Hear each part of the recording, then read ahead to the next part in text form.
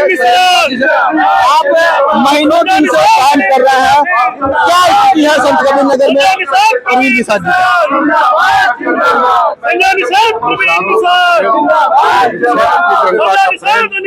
और यहाँ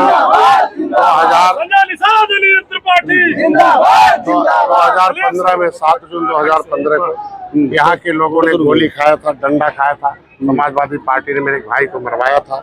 ये निषाद पार्टी की जड़ है, महिला मोर्चा, युवा मोर्चा। तो यहीं से बैठकर पूरे प्रदेश को संचालित करना, यहीं के युवा हैं, पूरे प्रदेश के चुनाव लड़ा रहे हैं। और यहाँ का एक निषाद पार्टी का एक बेटा प्रवीण निषाद फिर से दोबारा चुनाव लड़ा, उसको जिताने के लिए सारे पार्टी के कार्यकर्ता, Bharatiya Janata party, Nishad party coordination करना। भी निषाद पार्टी एक नई पार्टी है, भारतीय जनता पार्टी एक बड़ी पार्टी है, छोटे भाई के रूप में हम लोग हैं। तो बड़े भाई का छोटे भाई का सामंजस्य स्थापित करना, निषादों और बड़ी जातियों के बीच में खाई पैदा किया था सपा बसपा ने, उस खाई को पाट कर एक साथ भगवान राम निषाद राज जैसे मिले थे, उसी तरीके से सभी समाज के लोगों को एक जोड़ना, उनको एक करके शक्ति पैदा करके फिर से प्रवीण निषाद को। सुना है अगले साल आपका पावर और बढ़ने वाला है, क्योंकि 2025 में केजरीवाल कह रहे हैं कि मोदी रिटायर हो रहा है और अमित शाह जी प्रधानमंत्री बनने वाले हैं। तो बताया जाता है कि अमित शाह जी साहब का बहुत बढ़िया पड़ता है। देश की जनता के हाथ में पावर है, वो सबको पावरलेस कर दिया है। हाथी बैठ गई, साइकिल पंचर हो गया, कांग्रेस गायब हो गया।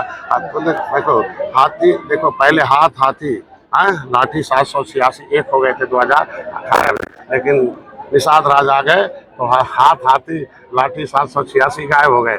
वो सब जय श्री राम जय निषाद राज लोग आ गए। ये हमारा एक ही संकल्प है, इस भारतीय संस्कृति को जन जन तक जाना चाहिए, फिर भारत विश्व गुरु बने, फिर सोने की चिड़िया बने, फिर से राम राज आए, सुख का राज आए, हर जाति हर धर्म के लोग मिलजुल के फिर से रहें, भारत विकसित भारत हो जाए।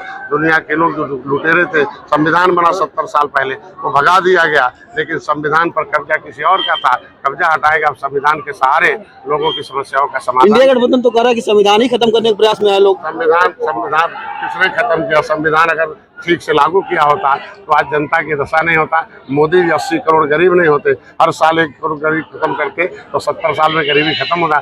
तो अगर गरीबी खत्म किया, मोदी ने 15 करोड़ खत्म किया, 80 करोड़ लोगों को अनाज देना, मकान देना, इलाज करना, बिजली देना, ये सारा 4 घंटे बिजली आती है, 24 घंटे आती है, सड़क कैसे लोग हंस के खाते थे। तो ये विकास का देश है और विकसित है, भारत विकसित है और भारत विकसित होगा, मोदी की गारंटी है। मछुआरों के अभी संत कबीर में क्या स्थिति है? मछुआरों को कितना जोड़ पाए? नीत के साथ है, नीत बनती है, नीत से समाज का विकास होता है। मछुआरों के लिए मोदी जी ने बनाई, योगी जी ने बनाई, मछुआ कल्याण कोष की स्थापना करा दिया, फ्री बीमा है इनके लिए। कांग्रेस जिसके साथ इंडिया गठबंधन आप कह रहे हो, आज के दिन में वो 67 साल में 3000 करोड़ रुपया दिया था, एक पैसा भी नहीं आएगा।